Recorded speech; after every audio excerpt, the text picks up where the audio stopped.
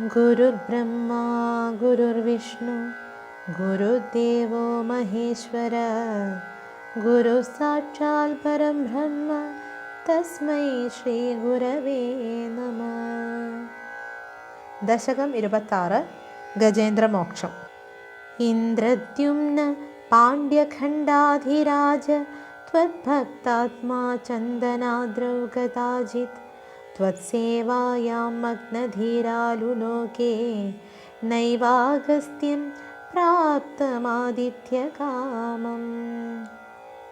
कुम्भोद्भूति संभृतक्रोधभार स्तब्धात्मा त्वं हस्तिभूयं भजेति शप्त्वाधैनं प्रत्यगात् सोऽपि लेभे हस्तीन्द्रत्वं त्वत्स्मृतिव्यक्तिधन्यम्.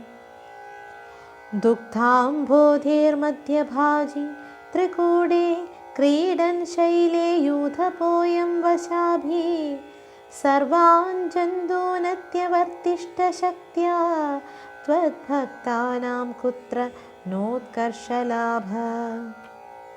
स्वेन स्थेम्ना दिव्यदेशत्वशक्त्या सोऽयं खेदानप्रजानन् कदाचित् शैलप्रान्ते घर्मदान्तसरस्यां यूथैः सार्धं त्वत्प्रणुन्नोभिरेमे.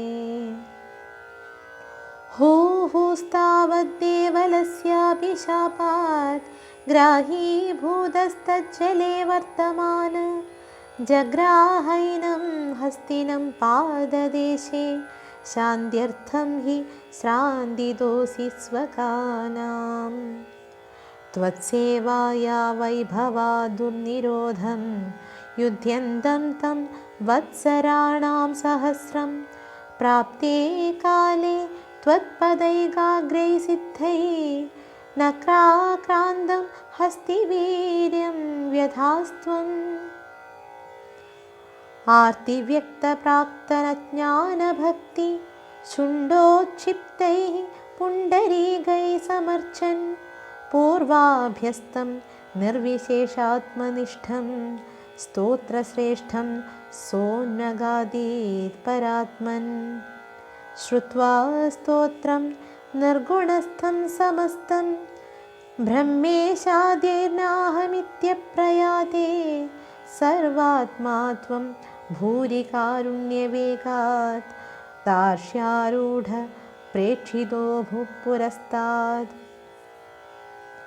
हस्तीन्द्रं तं हस्तपद्मेन धृत्वा चक्रेण त्वं नक्रवद्यं व्यधारी गन्धर्वेऽस्मिन् मुक्तशापे सहस्ती त्वत्सारूप्यं प्राप्य देतीप्यदे स्म. एतद्वृत्तं त्वां च मां च प्रेगेयो गायेत् सोऽयं भूयसे श्रेयसे स्यात् इत्युक्त्वैनं तेन सार्धं गतस्त्वं धिष्ण्यं विष्णो पाहि वादालयेश.